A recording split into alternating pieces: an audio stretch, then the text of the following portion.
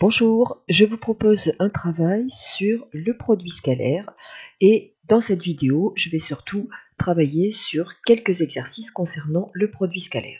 Alors voilà, je vous propose un énoncé et donc ce que vous pouvez faire, c'est prendre cet énoncé en note, enfin le regarder, mettre sur pause, faire par vous-même et venir écouter la correction. Dans cette correction, je vais d'ailleurs, lorsque on en aura besoin, faire un point sur les différentes façons de calculer un produit scalaire lorsque le calcul peut poser problème ou lorsqu'on ne voit pas comment on va gérer ce calcul. Alors, dans la première question, donc on me précise qu'on est dans un repère orthonormé et on me demande de calculer un produit scalaire quand on m'a donné les coordonnées de 3 points. Donc là, on est dans un exemple qui est relativement facile, puisque je rappelle que pour calculer un produit scalaire U scalaire V, lorsqu'on est dans un repère orthonormé, il suffit d'aller appliquer la formule x de U fois x de V, donc le produit des deux abscisses, plus le produit des deux ordonnées. Donc, qu'est-ce que je vais aller calculer? Mon vecteur U, c'est le vecteur AB qui est ici. Mon vecteur V, c'est le vecteur AC. Et donc, je vais venir calculer les coordonnées du vecteur AB et puis les coordonnées du vecteur AC. Alors, je rappelle, les coordonnées du vecteur AB, c'est x de B moins x de A. Pour l'abscisse, y de B moins y de A. Pour l'ordonnée, attention à l'écriture. On ne met pas de égal entre un vecteur et ses coordonnées. On ne met pas de égal entre des couples de coordonnées. Voilà. Et lorsqu'on fait le calcul, donc pensez bien à bien regarder vos abscisses. Donc 3, attention, moins 4, ce qui va donner 7. Et puis en ordonnée, 5, moins 2, qui va donner 3. Voilà pour les coordonnées du vecteur AB. Vecteur AC, donc même chose. L'abscisse x de C moins x de A, donc en fait deuxième point moins premier point. Y de C moins y de A. Et donc le vecteur AC a pour coordonnées, alors x de C moins 3 moins x de A, ça fait moins 3 plus 4, donc 1. Y de C moins 9, moins y de A moins 2, moins 9 moins 2, cela donne moins 11. Voilà, et donc, avec la formule qui a été donnée au préalable et qui est un rappel de cours, eh bien, le produit scalaire AB scalaire AC, n'oubliez pas le point entre les deux vecteurs qui marque le produit scalaire, c'est donc x de AB fois x de AC plus y de AB, n'oubliez pas les flèches aussi, puisque je rappelle que un vecteur, ce n'est pas du tout une longueur, hein, donc quand on veut parler du vecteur AB, on met une flèche, mais par contre, quand on ne met pas de flèche, ça, c'est une distance, et une distance, c'est un nombre positif, donc rien à voir avec un vecteur. Donc attention à ne pas oublier les flèches. Donc x de AB, 7, multiplié par x de AC, 1, plus y de AB, 3, multiplié par y de AC, moins 11. Alors attention aux écritures correctes, lorsque deux symboles se suivent, on met des parenthèses, ce qui donne donc 7 moins 33, et donc 7 moins 33 qui nous donne moins 26. Voilà pour ce premier calcul de produit scalaire. Donc rien de difficile quand on est dans un repère orthonormé et qu'on a les coordonnées. Voilà pour celui-ci. Donc je vais effacer tout ce que je viens de faire, donc n'ayez crainte, hein, vous pouvez mettre la vidéo sur pause et puis bien prendre en note et y compris la mettre en arrière et réécouter si vous avez besoin. Je passe à la deuxième question qui est quand même d'un autre registre. Donc on m'indique ABCD est un parallélogramme et on me donne quelques dimensions. Donc bien évidemment, je vais faire un schéma, donc même si je le fais à main levée, ce qui va être important, c'est de matérialiser les vecteurs dont on me demande de calculer le produit scalaire, et puis de faire tourner les méthodes que j'ai dans le cours pour calculer un produit scalaire. Voilà, donc on me dit que la longueur AB est égale à 3. Alors on ne me donne pas d'unité, donc 3, c'est 3, j'en sais rien, si c'est des centimètres ou quoi que ce soit, donc je laisse 3 tout court. La longueur AD est égale à 5, et on me donne aussi la diagonale AC. Voilà, dont la longueur est égale à 7. Et le produit scalaire que l'on me demande de calculer, c'est AB scalaire AC. Voilà, donc AB scalaire AC, première des choses que je vais faire, c'est venir matérialiser mes vecteurs. Donc, le vecteur AB, le voilà, hop.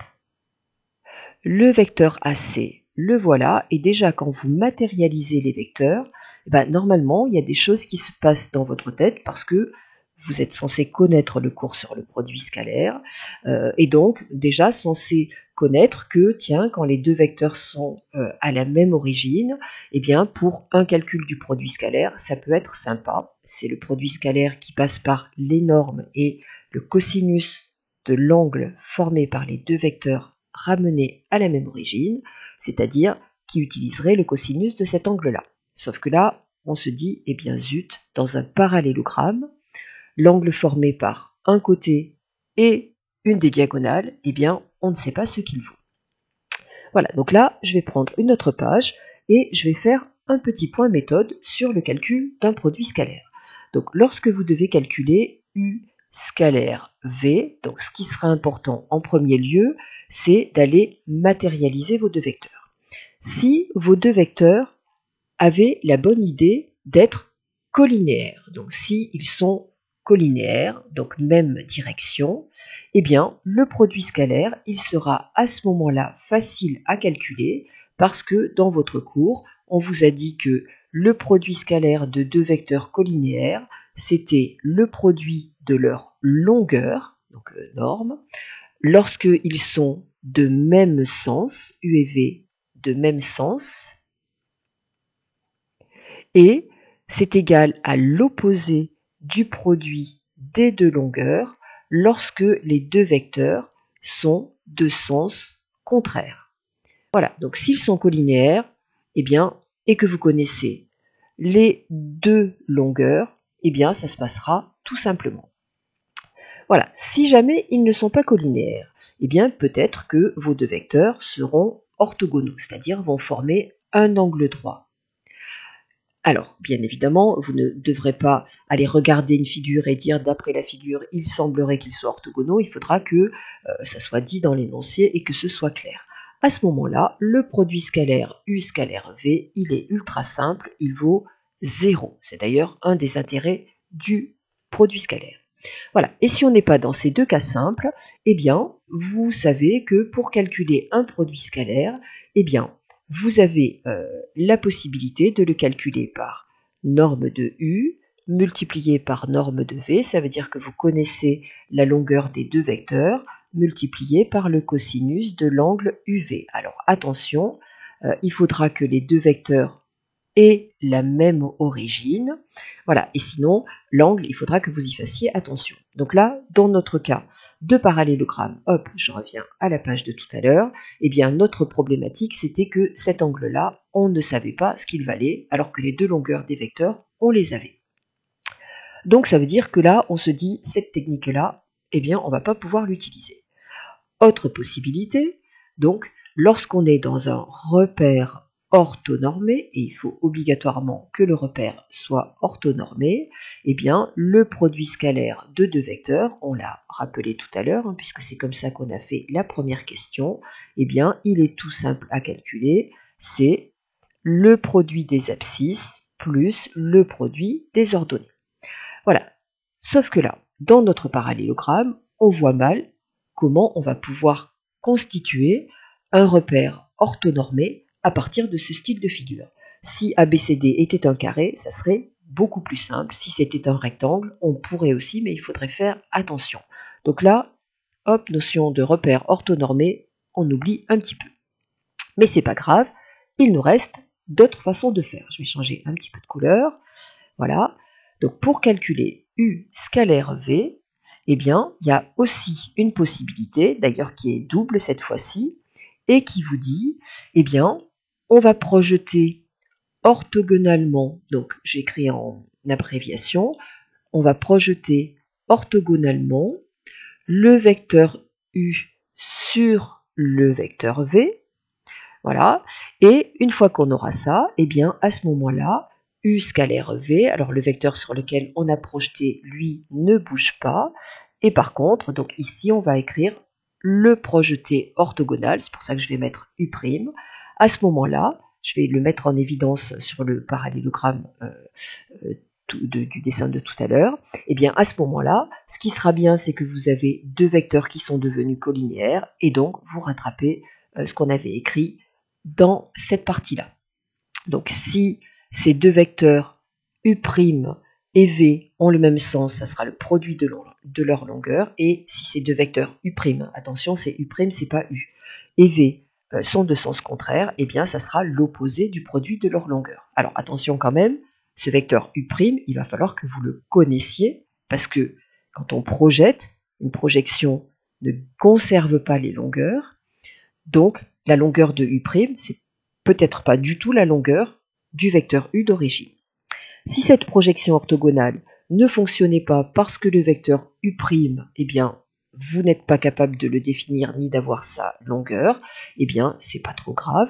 Il reste l'autre projection orthogonale, donc la projection orthogonale du vecteur V sur, cette fois-ci, le vecteur U. Et à ce moment-là, votre produit scalaire U scalaire V, eh bien, le vecteur sur lequel on a projeté, hop, il ne bouge pas, et le vecteur qu'on a projeté se remplace par son projeté orthogonal. Et là, même chose, vous êtes sur deux vecteurs qui sont devenus collinéaires, et vous rattrapez donc ce point-là. Le problème, c'est que des fois, notre projeté orthogonal, eh bien, on n'arrive pas à définir sa longueur. Je mets en évidence hop sur le parallélogramme. Donc je vais faire un dessin ici que j'effacerai tout à l'heure. Donc voilà, vous avez donc votre vecteur, hop, je vais juste replacer AB et AC, voilà. Vous avez, hop, donc le produit scalaire de AB par AC à calculer. Donc vous vous dites, tiens, je vais projeter orthogonalement le vecteur AC sur le vecteur AB. Donc ça veut dire que, hop, le point A, eh bien, puisqu'il est sur AB, il va se projeter en lui-même. Le point C, eh bien, je vais tracer la perpendiculaire à AB passant par C. Le point C va se projeter en le point C'. Voilà, donc C va se transformer en C'. Et donc, votre produit scalaire AB scalaire AC, on a décidé de projeter orthogonalement sur AB. Donc AB, hop, on ne le touche pas. Il va devenir AB scalaire AC'. Donc là, on a bien deux vecteurs qui sont devenus collinéaires, en plus là de même sens. Donc ça serait la longueur AB fois la longueur AC', donc distance ou norme d'un vecteur, c'est pareil. Sauf que là, eh bien, cette longueur AC', on ne la connaît pas. Donc ça veut dire que ce qu'on a fait, c'est bien gentil, mais ça sert à rien. Alors, il reste l'autre projection orthogonale. Donc on va se dire, bon, ben, c'est pas grave, projeter orthogonalement AC sur AB, ça n'a pas fonctionné. Donc, on va projeter orthogonalement AB sur AC. Donc A, eh bien, il se projette aussi orthogonalement en A, puisqu'il est sur la droite AC. Une projection, c'est un peu comme ce qui se passe dans un cinéma. Hop, voilà, on projette un film sur l'écran. Donc là, si on projette le point A orthogonalement sur AC, comme il est déjà sur la droite AC, il se projette en lui-même. Le point B, on va aller le projeter orthogonalement. Donc hop, je vais venir tracer une perpendiculaire à AC passant par B, voilà, et le point B, il se projette en B' ici. Voilà, hop, B'. Et donc, notre produit scalaire AB scalaire AC, alors cette fois-ci, on avait décidé de projeter orthogonalement sur AC, donc AC, tac, il ne bouge pas, et le vecteur AB s'est transformé en son projeté orthogonal, donc AB'. Voilà, ce sont deux vecteurs AC, tac, et AB' qui sont collinaires de même sens. Donc le produit scalaire vaut le produit de leur norme, de leur longueur. Et là encore, eh bien zut, à la longueur AB', on ne connaît pas. Donc là encore, cette méthode, elle est bien jolie, mais dans notre contexte, elle ne nous conduit à rien. Alors, c'est pas si grave que ça, donc, parce qu'on a une autre façon de calculer un produit scalaire, et cette dernière façon, eh bien, est reliée aux normes. Et donc, cette dernière façon, donc, elle provient des identités remarquables sur le produit scalaire, et elle nous dit que le produit scalaire U scalaire V, eh bien, c'est égal à 1 demi, hop, 1 demi, donc, hop là, zut, j'ai loupé mon 2 là en bas. Voilà, donc 1 demi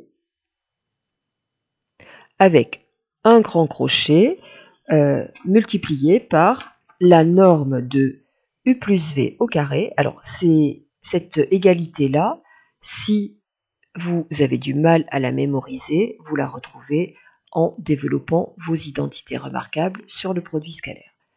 Voilà, moins la norme de V au carré. Voilà, et effectivement, on n'a que des longueurs là-dedans. Alors, moi j'aime bien rajouter aussi l'autre égalité, parce qu'on a 3 identités remarquables sur le produit scalaire, et il y en a 2 en fait qui permettent d'isoler U scalaire V. Donc U scalaire V, c'est aussi égal à 1 demi de norme de U au carré, plus norme de V au carré, hop, moins norme de U moins V au carré. Voilà, et donc, un peu comme la projection orthogonale, là, j'ai 2 formules possibles, comme dans la projection orthogonale, j'avais 2 projections orthogonales possibles. Là, le problème, dans ces deux-là, c'est souvent que des élèves vont dire, bah oui, c'est bien, mais laquelle des deux je vais choisir? Eh bien, laquelle des deux je vais choisir, ça va tout simplement se résumer à savoir, eh bien, est-ce que je vais être capable de gérer ça, ou est-ce que je vais être capable de gérer ça? Pour quelle raison? Je vais prendre une autre feuille. Voilà. Alors, quand j'ai la norme de U plus V, ou la norme de U moins V, quel est mon gros problème en mathématiques en fait? C'est que, eh bien, si je n'arrive pas à réduire ce vecteur-là, cette norme-là, je ne vais pas être capable de la calculer, à moins qu'elle me soit donnée dans l'énoncé. Et la faute que je ne dois surtout pas faire, c'est, alors si j'écris ça, norme de U plus V est égale à norme de U plus norme de V, c'est faux et archi faux. Donc surtout, jamais ça. Je vous le montre rapidement. Hop, je dessine un vecteur U. Je viens dessiner le vecteur V ici. Mon vecteur U plus V, hop, c'est celui-ci. Eh bien, vous voyez très bien que la longueur du vecteur U plus V, elle est bien plus petite que la longueur de U à qui je viens rajouter la longueur de V. Donc, voilà, je ne peux pas répandre la norme, c'est-à-dire que la norme d'une somme de vecteurs n'est pas égale à la somme des normes. Et même chose ici, la norme de U moins V, c'est surtout pas la norme de U moins la norme de V. Voilà, ça serait sympa, mais ce n'est pas le cas. Donc, il faut bien faire attention à ça. Ce qui veut donc dire, hop, que si je veux travailler sur la norme de U plus V, eh bien, il faudra que ce U plus V, ça se réduise. Et comment je réduis des sommes vectorielles?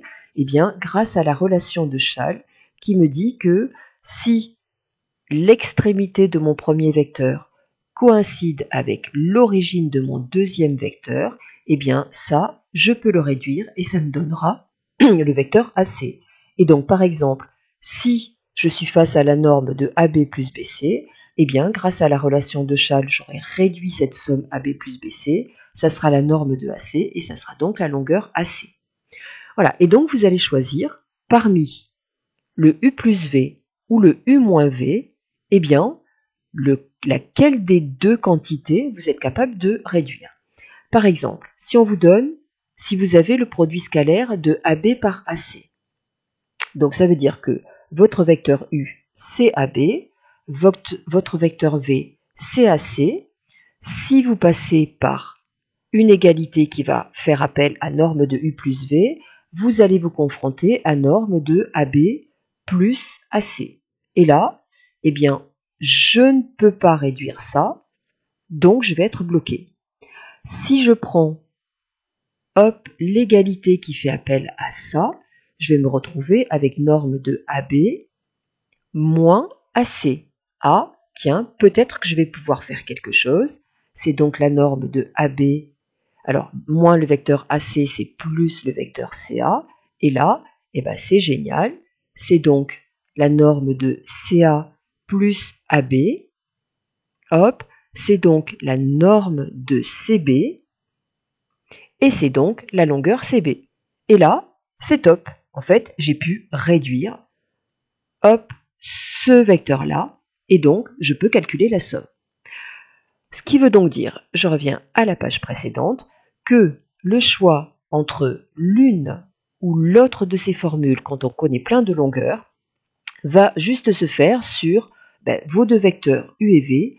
Est-ce que vous serez capable de réduire ça grâce à la relation de Schall, ou est-ce que c'est ça que vous serez capable de réduire? Et en fonction de, eh bien, est-ce que je réduis U plus V, ou est-ce que je sais réduire U moins V, eh bien, vous choisissez l'égalité qui va avec. Donc, je reviens, hop, au parallélogramme, et là, je me rends compte, alors je vais effacer, hop, toute cette partie-là, projection, qui ne donnait rien du tout, voilà. Et là, je vais me dire, bah tiens, j'avais tout passé en revue, ma projection, je ne pouvais pas, enfin mes projections possibles, je ne pouvais pas, je ne connaissais pas l'angle, je n'étais pas dans un repère orthonormé. Donc, tiens, pour calculer AB scalaire AC, eh bien, je vais aller utiliser, et puis là, l'outil, je vais le mettre. Donc, bien évidemment, j'aurais réfléchi un petit peu. Alors, j'aurais réfléchi à quoi? Soit je prends l'égalité qui utilise U plus V, mais à ce moment-là, U plus V, c'est AB plus AC. Zut, je vais être bloqué. Soit j'utilise l'égalité qui prend U moins V. À ce moment-là, j'aurai donc AB moins AC entre les deux normes, c'est-à-dire AB plus CA. Eh bien, génial, ça va faire CB. Et donc là, je sais que, tac, je vais aller utiliser l'égalité qui utilise la norme de U moins V. Donc, je vais venir donner, hop, la partie court ici. U scalaire V, c'est donc 1 demi de norme de U au carré, plus norme de V, hop, au carré, moins norme de U moins V au carré. Et après, attention, ce que j'aurais réfléchi ici, il va falloir que je le mette en place, un prof n'est jamais dans ma tête. Donc, ça veut dire que ici, je me retrouve avec 1 demi, 2, alors la norme de U, c'est donc la norme du vecteur AB, hop, au carré, plus la norme de V au carré, c'est donc la norme du vecteur AC au carré, moins la norme de U moins V, et c'est là que, eh ben, il va falloir montrer ce que vous avez fait dans votre tête pour choisir la bonne égalité. Voilà, c'est donc égal. Alors, je vais effacer ce qui m'a servi, hop, ici, de réflexion. Je vais effacer ça aussi puisque j'ai besoin de la place. Voilà, mais l'outil de cours, hein, il faudra l'avoir mis en évidence. C'est donc égal à 1 demi. Hop, la norme de AB, eh bien, on m'avait donné. AB, c'était 3, donc ça fait 3 au carré. Plus la norme de AC, ben, on m'avait donné, ça valait 7, donc 7 au carré. Et puis là, ben, il va falloir que j'y aille quand même un petit peu doucement. C'est donc AB plus CA, hop, norme au carré. C'est donc 1 demi de, hop, 9 plus 49, moins, là, c'est donc la norme de CB, hein, puisque j'ai la relation de Schall au carré. C'est donc égal à 1 demi. Alors, 9 plus 49, ça fait 58. Moins, alors, la longueur CB, eh bien, la longueur CB, c'est comme la longueur AD, hein, donc c'est moins 5 au carré. Ce qui me fait donc 1 demi fois 58 moins 25. 58 moins 25, ça fait 33. Et j'obtiens comme produit scalaire 33 demi. Et voilà, alors certes, ce calcul de produit scalaire, il a été un peu douloureux. enfin, il a eu l'avantage là dans cette vidéo de bien passer en revue, et je le mets en évidence de nouveau, les différentes façons de calculer un produit scalaire. Donc là, vous avez la carte mémo, en fait, la méthodologie pour calculer un produit scalaire. Et effectivement, quand on est face à un exercice, malheureusement, on n'a pas la réponse dès qu'on a la question qui est posée. Donc il faut chercher ce qui va nous permettre d'aller vers la réponse. Voilà pour ce travail. Alors, comme la vidéo est un petit peu longue, je vais réserver cette question 3 à une autre vidéo et je vais donc arrêter ici et je vous donne rendez-vous dans la vidéo suivante pour faire la question 3. À très bientôt, au revoir.